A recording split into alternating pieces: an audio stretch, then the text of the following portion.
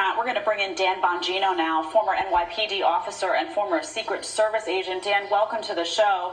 We've been watching this unfolding in Minneapolis, these riots popping up around the country. Devastating to see the massive destruction that has ensued. And it's really sad because peaceful protest is a cornerstone of our republic, and to see it distorted as such is really painful to watch. What do you anticipate will happen in the next couple of days with respect to Minneapolis and other cities around the country? Well, let me tell you what the real sin here is. The real sin of this whole thing is we had a moment. I mean, we had a genuine moment of national unity. People saw this video with their very own eyes of George Floyd. And as we usually do, sadly, in the country, everybody jumps right into the partisan corner, no matter what the argument's about. No one even has the facts yet. That's not what happened here. There were no corners. Everybody joined in the center of the ring. And you know what they said, Jed?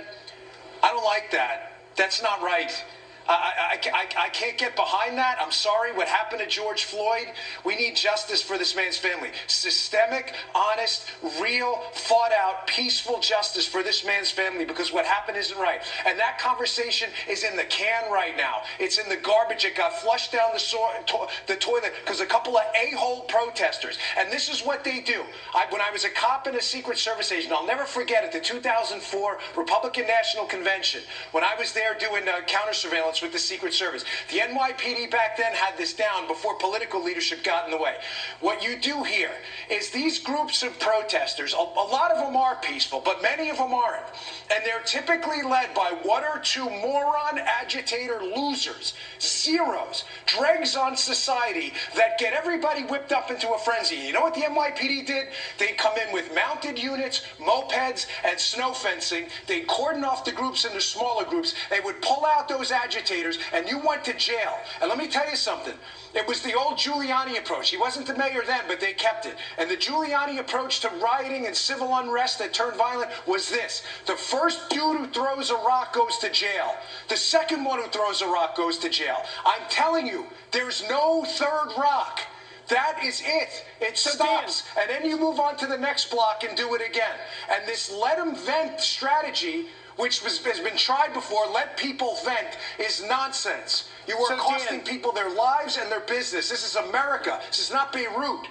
Is it time then, Dan, to increase what you prosecute those with? Because it's not just a few agitators. This is across the country. And from my coverage, even in the inauguration of President Trump, they had arrested some 200 people, and they were ultimately trying to narrow it down to get one or two organizers and charge them with conspiracy to incite riot, and that pretty much fell apart. Is it time now to start getting these people and charging them with domestic terrorism?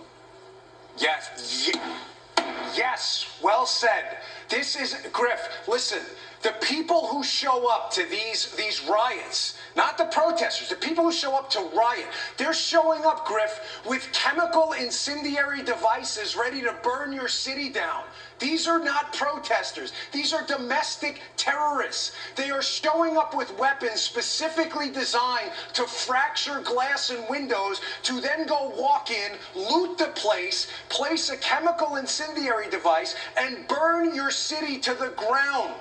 They are no different than Al-Qaeda terrorists. That's what these people are. They are terrorists. They use violence, disruption, chaos, theft, and the potential of death. I saw a story about a police officer in California who's now dead.